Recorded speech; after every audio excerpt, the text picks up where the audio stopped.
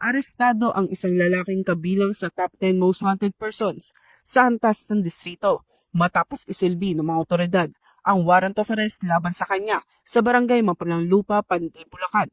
Kinilala ang akusado na 45 anyos. Siya ay naharap sa kasong frustrated murder at nakatala bilang number 4 sa top 10 most wanted person sa district level at top 5 most wanted person naman sa station level ng Navotas City Police Station.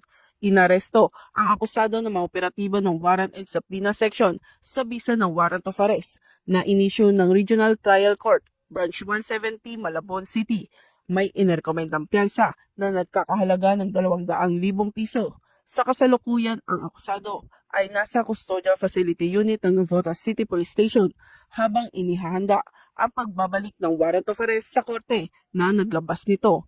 Ang matagumpay na operasyong ito ay patunay ng patuloy na pagsisikap ng Northern Police District alinsunod sa advokasiyang bagong PNP para sa bagong Pilipinas, serbisyong mabilis, tapat at nararamdaman. Mula rito sa Northern Police District, ako po ang iyong PNN correspondent, Patrolwoman Blaiselet Esperanza, alagad ng batas, tagataguyod ng Balitang Pulis.